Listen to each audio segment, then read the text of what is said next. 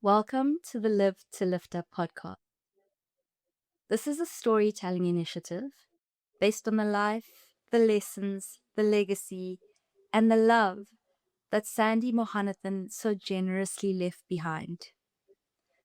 In each episode, we have a very special guest. And I say special because they played a very important part of Mom's life, her journey, her story, and how we all received her and remember her. But further to that, each guest provides us with a different perspective and understanding of not just who Sandy Mohonathan was and will forever be, but also profound wisdom, teachings, and insights into what makes the secret sauce and the magic of lasting partnerships. What the role of a mother can really and truly tap into and be, the role of a sister, a confidant, a colleague, a mentor, a friend, relationships that transcend and connect us all essentially. And this episode today is nothing short of that. Because today we have in our studio, I'm delighted to introduce and welcome to you all, our listeners, Amanda McCalla-Leacy. Amanda, did I pronounce your surname correctly? Did I do that justice or have I butchered it? Perfectly. Yeah, perfectly. Thanks, Denielle. Wonderful. How are you doing, Amanda? Thank you so much for being here. How are you doing today? Yeah, really good. Thank you. It's Monday morning, so start of a new week. Good. Yep. And I'm really thrilled that this is how the week is starting. In your bright, beautiful pink jersey, that beaming smile, that glorious painting behind you, which also tells a story on its own, but I'm going to refocus, right? So Amanda, for context for our listeners and possibly a refresher for yourself, because I know you've been following this podcast journey as well with us, is that the name of this podcast was very intentional. Gratitude to Dad, Claude Mohonathan, and Pranay Govender for the ideation and the inception of this podcast. It was created with intention, and each letter of Lift Up is symbolic. L stands for love unconditionally, because Mom, Sandy, lived with unconditional, reckless, abandoned love. The I is inspired through kindness, because what is life without kindness or more of it?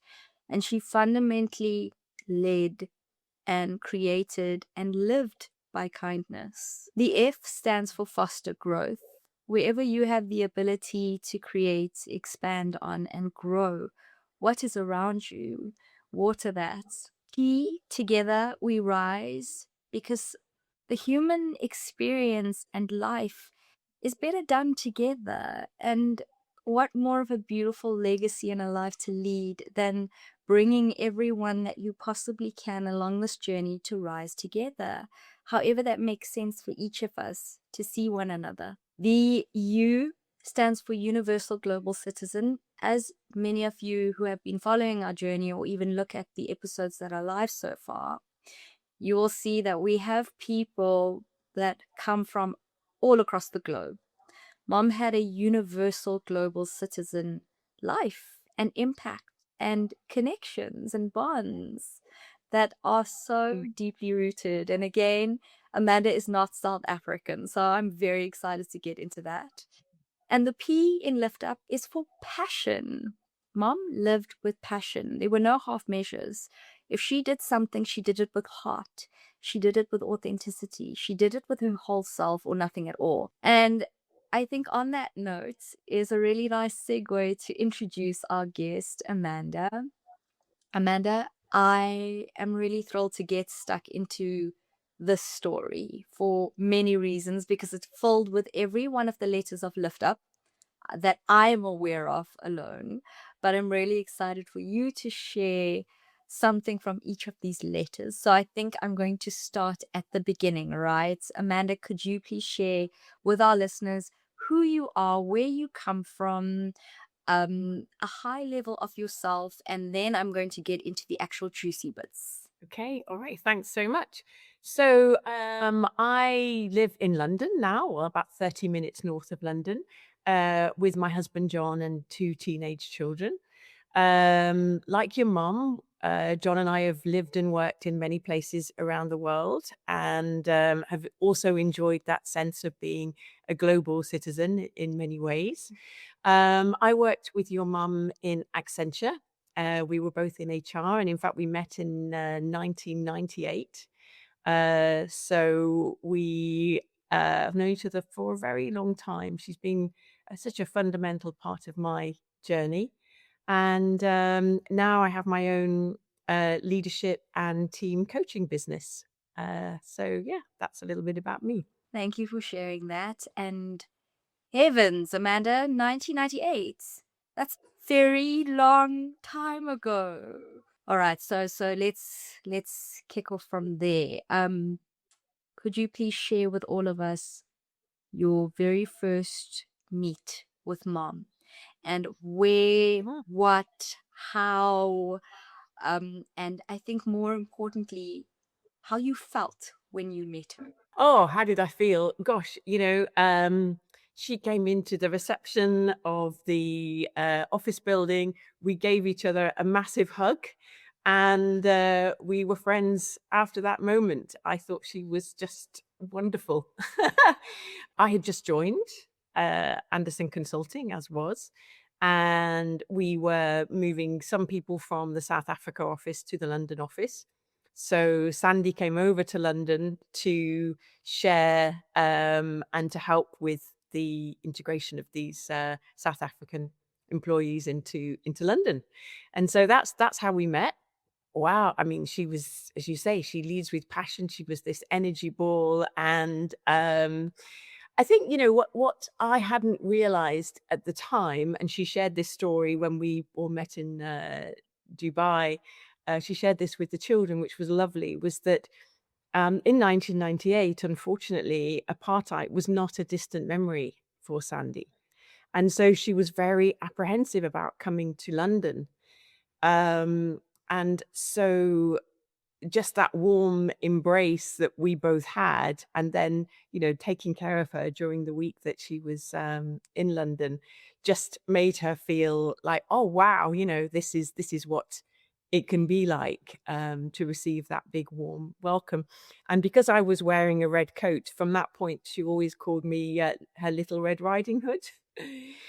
But I was new to HR in Accenture, and she was already quite established. And um, I was really touched by how well she knew the people um, that were coming into the London office, and she really saw them as whole individuals. She knew about their families, their preferences, their aspirations, their fears, their what they were excited for. And for me, that really laid the foundation of what being a good HR person really looks like. And I genuinely really took that on board, and it had a very, very big impact on me. Hmm. I felt that. I felt what you shared about that big hug and the energy from the moment, from the get go, right? I felt where you shared coming to London in 1998. And you're right, our first democratic elections in our country was in 1994. So that's only 4 years later that mom is now headed to London to meet you for the first time. So I felt that too, the fears, the concerns, um, essentially a black female that's in this massive corporate organization and coming to that side of the world. And also fairly early in her global travel journey, right? Or juncture in her life. Another thing I felt that you shared is the core of an HR professional is getting to know the person.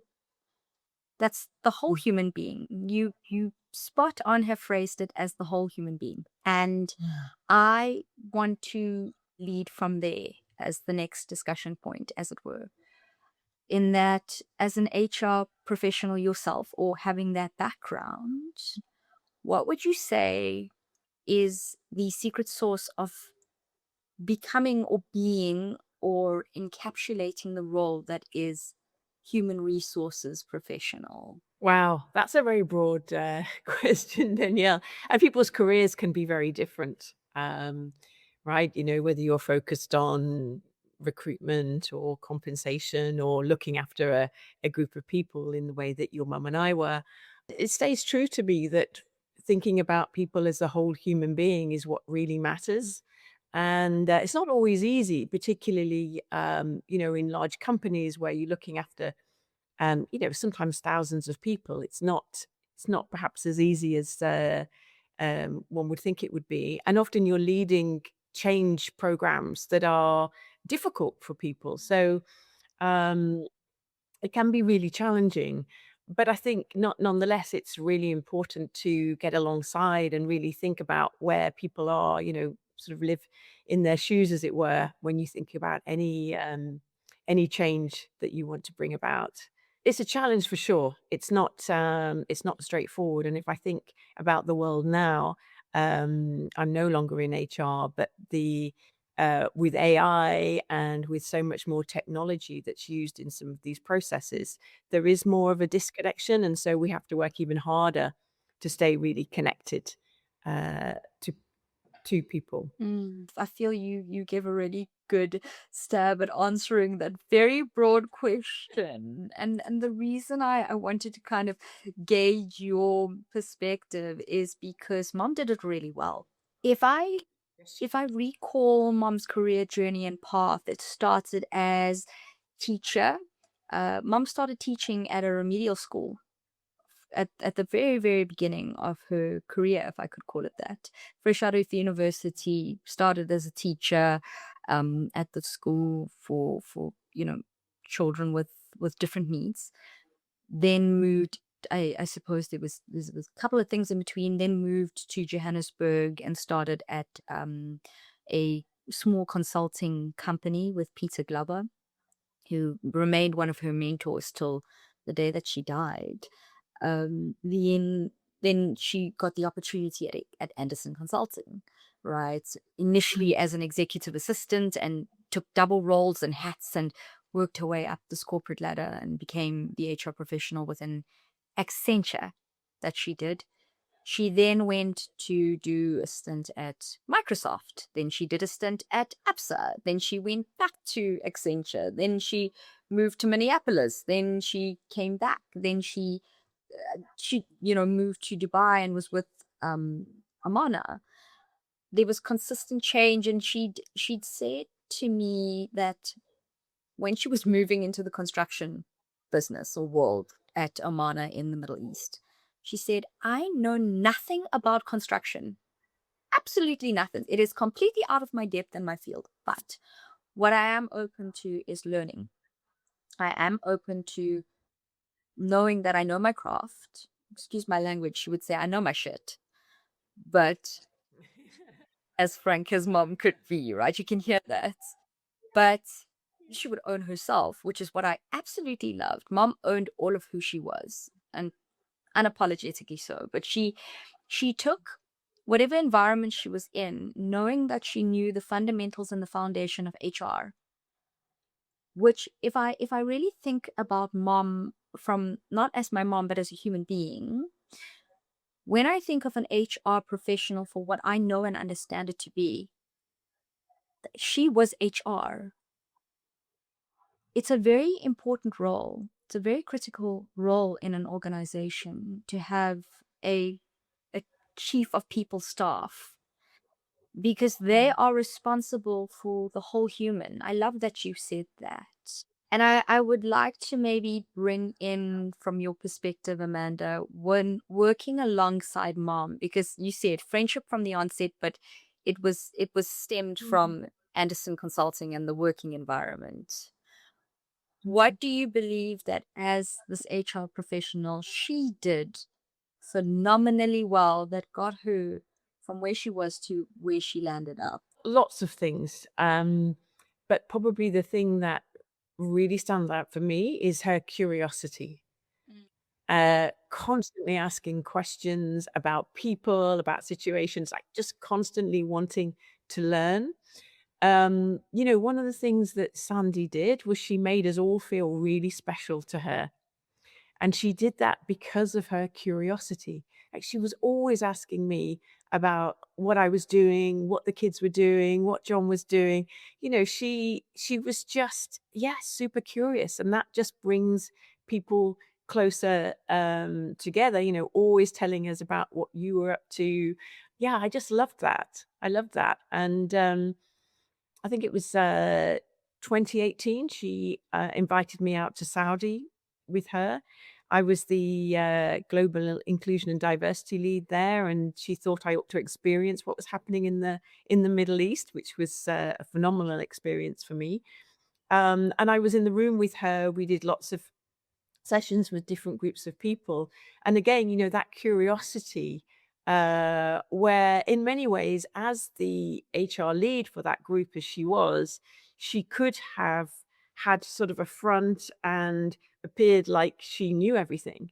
But that's not Sandy at all. She just wanted to ask lots of questions and just, through that showed her deep compassion and understanding of yeah, the whole human that each person is and their different perspectives. And she was phenomenal at bringing people together in that regard, even through times where she needed to lead quite difficult change initiatives. Mm. You shared a lot here. I don't know if you've realized, but I love that you've drawn on the curiosity factor. That when I think about Sandy Mohonathan, the curiosity factor remained sky high always. She just wanted to better understand. It was a sincere approach and space that she passionately hid from in every facet of her life. And it was such a beautiful quality because she was a continuous learner. I know as an ex Anderson Consulting, Accenture, from one to another, Amanda, that culture of continuous learning or relearning or unlearning, right, is such an Yeah. important quality. It's a humbling quality. I think I would frame it as, because yes, you're right. Mom, often the strong force of a personality and human being and high energy that's curious would have, I suppose, a presence of knowing it all.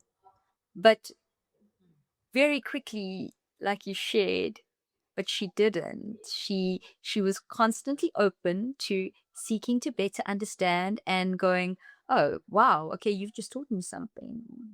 And I think you've drawn on some really key qualities for what makes an impactful HR, I suppose, goddess, if I could frame it like that. And Any profession, probably. yes, yes, 100%. I feel that's a really important thing that you've raised. And why I feel it's important you've raised it is because anybody listening to these episodes and this episode can understand that it transcends a career or a role or an identity. It comes down to the core of who we are as people.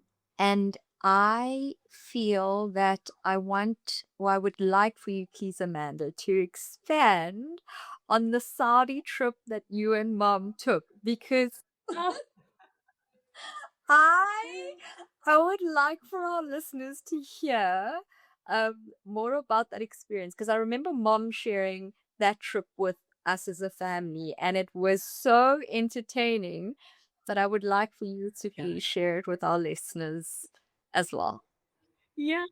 Yeah, I mean, I want to just the reason why it was particularly entertaining, I want to wind back a little bit that when our son Zach was maybe about 7, it's about 10 years ago, um, he was doing a school project on Africa and he needed to choose a country to do a little project on. And he chose South Africa. So I asked him if he would like to speak to my friend in South Africa. And Sandy, of course, said yes, and I didn't know at the time, but she was on holiday. So she took this call. She was out, maybe on a game reserve, I don't know, definitely in a nature park, and she showed Zach around and talked about the animals and things like that. But the first thing they both said to each other when they came on video was, "You've got my hair." Because John is Jamaican heritage, and Zach has this beautiful curly hair, and Sandy had this beautiful curly hair. And so after that, Sandy became Sandy with my hair. And so that's how she was known by Zach and India. So the reason why the trip to Saudi was particularly amusing for Sandy and I was that we had to wear Abaya. the abaya, Mhm. and Sandy's wouldn't stay on because of these curls. They just refused to be contained. And, I mean, it was just constantly these curls just popping out. And for me, that was just a metaphor of you cannot contain a woman like Sandy. She was not to be contained by anything. Of course, the people of Saudi were incredibly gracious and pretty much gave up after giving her a few tips and grips and things like that. It was, I think we just need to give up here because the woman will not be contained. I thank you for sharing the context and that story, that part of that story, because yes, 100%, you could not contain her, right? She was just, whether it was her physical attributes and presence, to what came out of her mouth, to how she just lived life, right? And there was always these moments of joy that would just come out inevitably, because at the core and the root of who Sandy Mohonathan was joy. It was an overflow of fun and frivolity and childlike essence. And I love the story with that you shared with your boy Zach about you. They both had the same hair, yes, because mom's hair was wildly curly, and yes, so is Zach's. And just for the context of our listeners, Amanda's daughter's name is India. Uh, and just so if it got a bit confusing, yeah, and I feel your family in itself, Amanda, you from the UK, your hubby with Jamaican roots, your children, you know, the spice of life, the I suppose where your journey from Anderson and Accenture went into the business that you've built today with your hubby is is such a testament to the kinds of people mom resonated with deeply or deeper and attracted. I mean, she had resonance across the board, but there are certain people in mom's life where she held them very close and had a very special space in her being, and was intentional about spending time with and building a deeper connection as far as she could.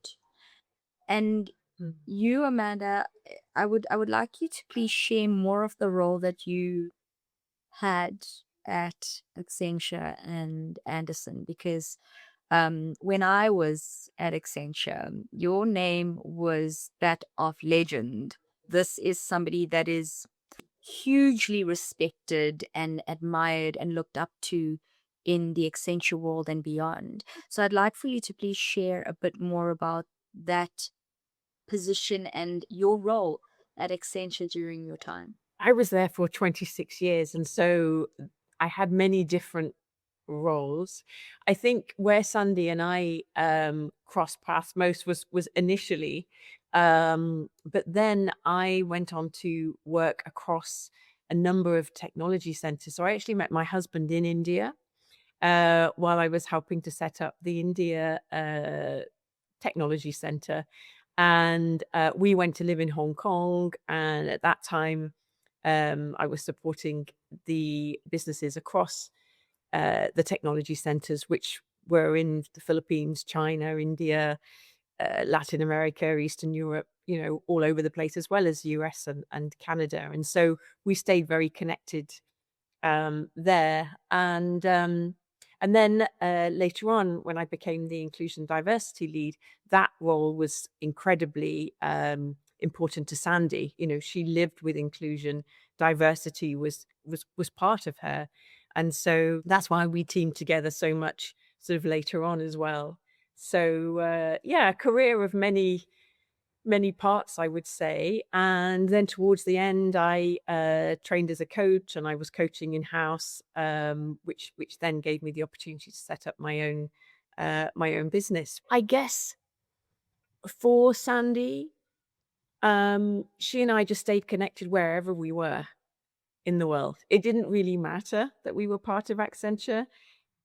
Almost whenever we got on the phone, we would talk about work for maybe 10 minutes, and then we would talk about life for the rest of the time. And I think that's what was so special to me about our relationship. Yeah. Thank you for sharing the context of your professional career, but also the reality of what the relationship between you and mom was, the fabric of it, the core of it. It was, once again, circling back to the humanity, right? The human being.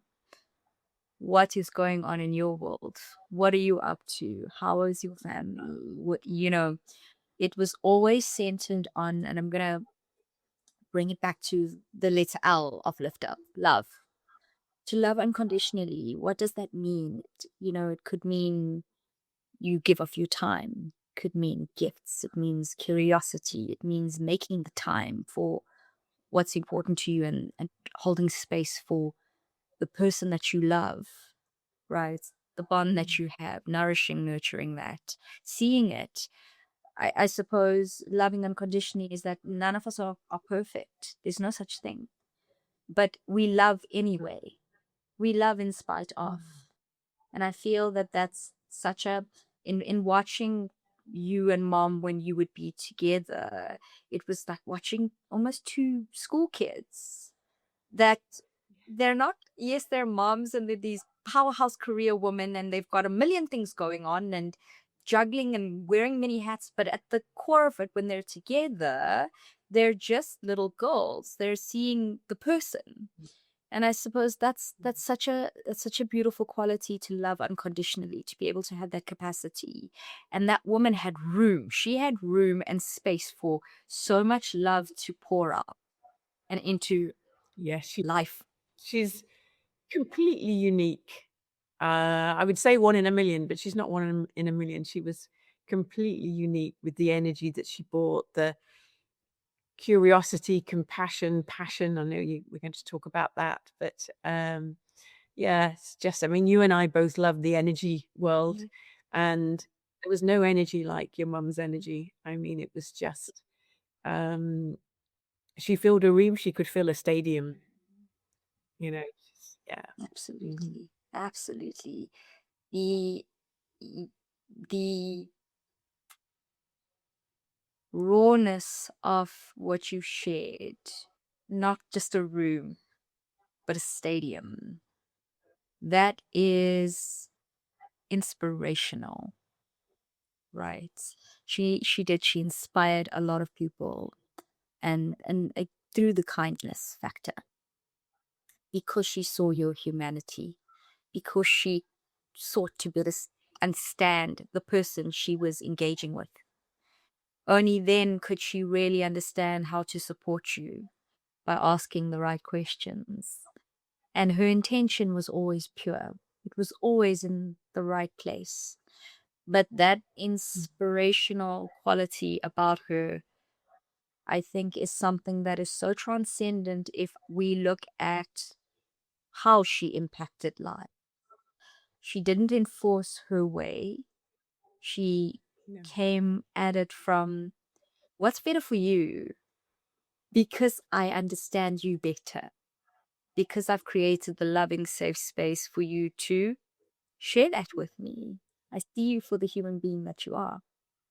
Right. And I think, Amanda, you in the corporate world alongside mom were able to really see her in action. And how she merged so many parts of herself into the one. There was no mask or a hat she was wearing. She brought her whole self, which I feel in turn allows for others to do that for themselves. If you had to share with our audience and me, how did mom inspire through kindness with you? Yeah, I mean, I think it goes back to that day one. And really, yeah, I mean, I can even remember some of the things she told me about the people who were coming to from South Africa to London. She was so like, they need this, they need that. It was really to impress on me that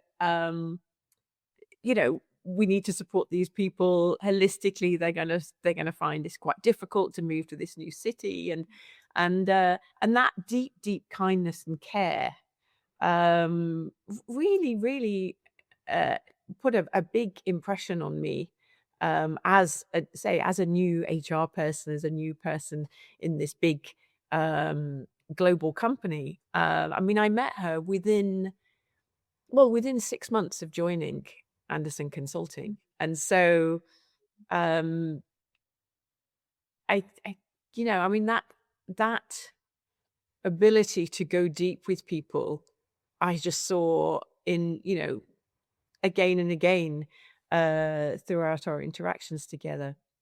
And generosity, I mean, even taking the call to Zach on her holiday without even without even giving it a second thought. Yeah, obviously we met in Dubai, then she came to London with Claude, and just always so generous with her time and with her perspective, and yeah, and just bringing that curiosity along the way as well. All of that feels kind. Mm, right? That that that hits here.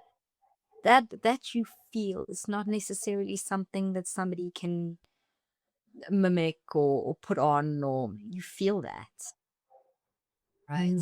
Yeah. And feeling that kind of bleeds into the next letter of Lift Up in fostering growth. In that quality allows for almost this space of you are allowed and given room to flourish. She's curious enough about you. She's showing you love. She's having you feel that love. She's inspiring through her kindness, which is the heart space, which is creating room for you to blossom. It's like the layer of a foundation to blossom. And if I look at all the blossoms that she has left on this planet and that are continuing to blossom, I love that legacy. It means it extends far beyond when we are gone. It just keeps growing. And I'm very fortunate that she did that, because it means that it doesn't stop. Each person has these little seedlings that you planted within them to help them to see that in themselves, but also to keep Mm. planting the seeds for others or laying the foundation for others. She's taught and she did her job. That generosity of spirit and time that she gave meant that she knew that her time is limited. I believe that we all should have that concept of understanding nothing is forever and time is limited and not promised. So do the best of it and with it that you can, right? There was never a second that she wasted. There was never a second where she just thought, I'll do it. There's no procrastination for Sandy Mohonathan. No. There, Absolutely. yeah. Um, and Yeah. I think She really lived life to the full. Yeah. on the pedal, that gas pedal is full speed, right? The sport button is engaged. It's all there.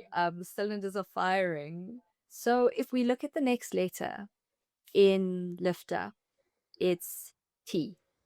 Together we rise.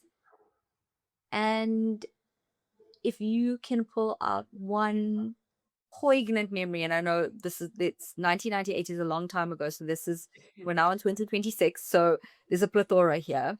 There's Yeah. many, many memories you could draw on. But if you could draw on maybe one of the most profound memories of how you and mom created and what you created together that had immense impact, what would you draw on or share? We didn't necessarily work together on things.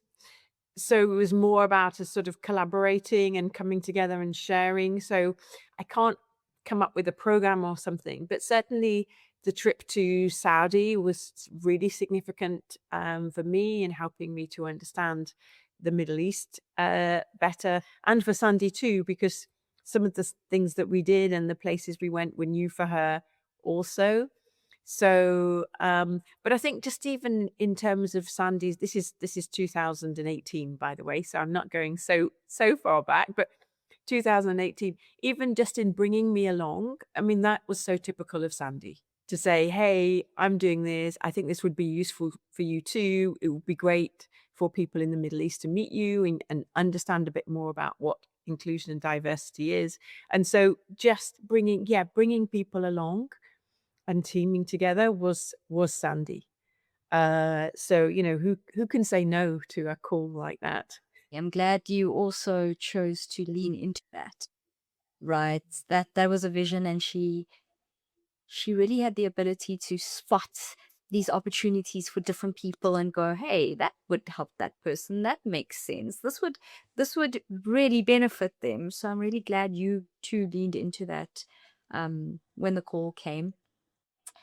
The next letter in our Lift Up acronym is U, Universal Global Citizen. And Amanda, you've shared again many I suppose parts of yourself that share with our audience your universal global citizen life, right? From your husband to where you met, to your many travels, to how you and where mom and you met one another, to where you would make time for one another and see each other, whether it was in Dubai, whether it was in the UK. And that's such a beautiful lesson and example for our listeners and myself in that proximity, nationality, creed, culture, race, whatever it might be. It's not what it's about. Love transcends, Mm, right? absolutely. Humanity Yeah. transcends. You and mom come from very different worlds, completely different, and yet the two little girls that meet up every single time. It's just about that. It's about the human being that I'm sitting with, that I'm seeing, right? That I'm playing with, that I'm doing life and playing life and playing grown up, I suppose. Um, so there's that, and the P, Amanda, and I'll share this again in terms of mom. Mom had relationships and formed bonds with pretty much anybody she met, but there are certain people in her life that she kept very close, and you were absolutely one of them. And it's because of the P, the passion. You as well are not a half measured person. You also don't do things as a tick box or just because. When Mm. you go, you also go pedal to the floor. And that, I believe, speaks to something mom would say to me and share with me about feisty woman. Mom loved feisty women. Mom loved women that could hold their own and stand up for themselves and own their shit, right? And be authentic and lean into themselves and do the right thing.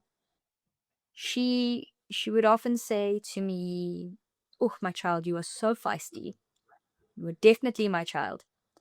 And what happened was that when I look at my closest tribes and circles, they're incredibly feisty. And mom would love to, I suppose, in a very interesting way, in parenting, in being a friend, in being a colleague, in being a mentor, whatever role she was playing, she wanted to bring out that feistiness and to help the women and the people in their lives see and feel that feistiness. Mm. She would create room for it. And I believe that she chose you as one of her people, particularly for that.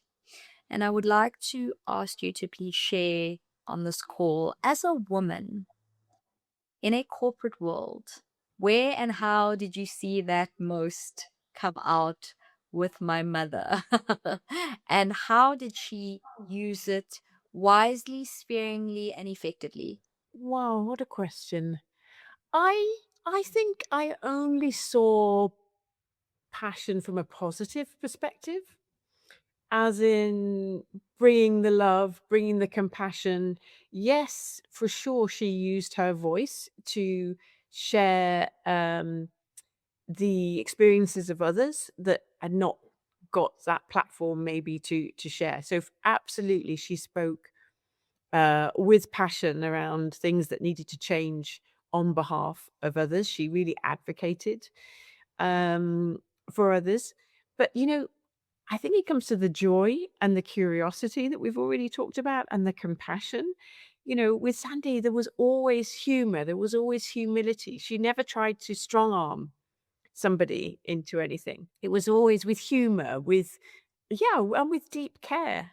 And yeah, she was a tremendous powerhouse from that perspective because it wasn't about forcing anything. It was always about, coming alongside people and we all move together. And that I think it's so skilled. It's easy to say, but it's actually so skilled. Um, but Sandy had that and used it for good. And yeah, I think I saw that in many cases, whether it be looking at ethnicity in South Africa or gender in the Middle East and South Africa, or even just thinking about it on a global scale. Sandy's perspective went way beyond the region that she grew up in.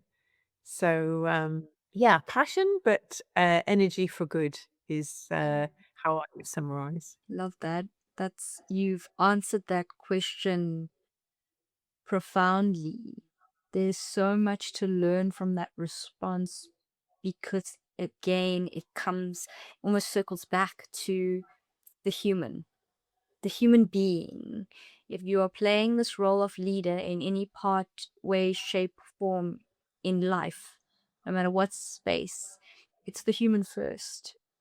I suppose, driving the outcome of creating those spaces to get the best out of that human being, right? It is about the other person. Yeah. If that's really what you're seeking to do and support, it's no longer about yourself. It's what can I do to enable that person to bring that out of them, right? And I feel you've really, Amanda, this has been such a wonderful conversation and such an important one because I have learned a lot sitting and listening to you and your grace, your, humility, your humanity, the joy, the passion, the love. You are hugely inspirational, and I'm really grateful that your coaching business with John is alive and kicking because that is a gift that is so necessary and needed in this world to support our fellow human being doing what we're really good at and what we love. That's the bonus here.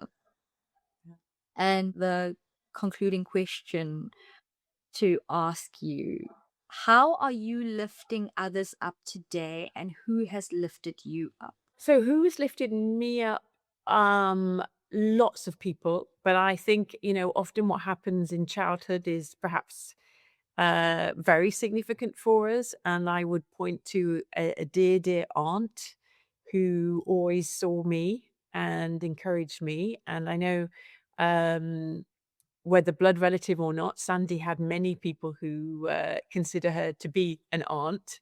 Uh, this was a blood relative, but we can play those aunt roles, mentor roles with anybody really. My parents were great and also encouraging, but I think sometimes it takes somebody outside a little bit removed who can really hold the mirror up to you and also encourage you. So I would point to my aunt. And now what I love about the coaching is that I'm able to lift and encourage others in a much deeper way than I could actually when I was in HR. When I was in HR, I always had a list of people who I was keeping an eye on, maybe a woman who'd returned from maternity leave and was struggling, or somebody who'd recently joined, or someone who'd been overseas for a long time.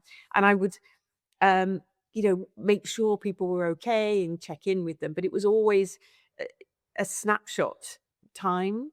What I love about the coaching, and I'm sure you would share this because I know you're doing something similar, is the ability to spend as much time as it takes with people for those conversations that come to a really natural conclusion without being forced, and to be able to go really deep with people and encourage them and support them in any way that's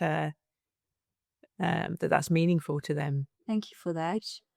Um, and I'm grateful to your aunt for being that person for you and to you, just because we now have this Amanda will to share and be impacted by. So thank you very much.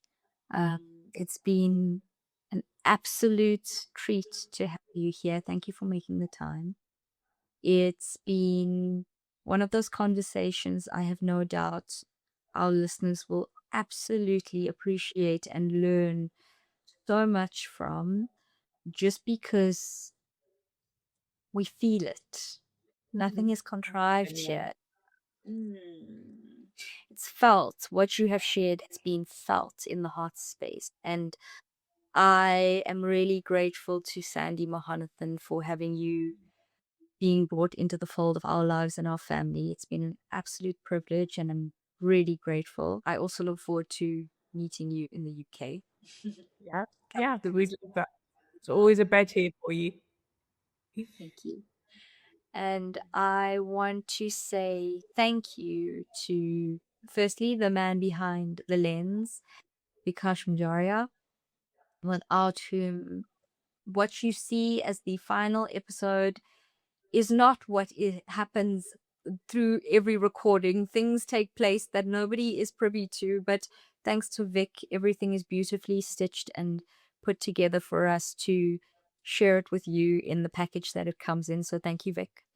To Dad and Pranay for the ideation and the inception of this podcast. It has been absolutely phenomenal to have this space of healing and grieving and sharing and growing and lifting up every one of our listeners. So thank you. It has been a privilege to be able to be the host of this podcast and to get to spend time with each of the guests in this way, as if we're sitting with each other having a face-to-face conversation. It's been a privilege. So thank you for allowing me to do this, or having me to do this. And to our listeners who take the time to subscribe, to like, to share their comments, their feedback, to let us know that this is making a difference and an impact and supporting people to heal, and to also go and continue and create legacies of their own that will last lifetimes. That, I think, has been one of the most profound, I suppose, outcomes that not even we anticipated. So well done to you all for taking the lessons and making them yours and growing your own gardens. So thank you. I am deeply appreciative of everybody giving of their time in whatever way, shape, and form they are able to. And let's all continue to live to lift up. Thank you very much.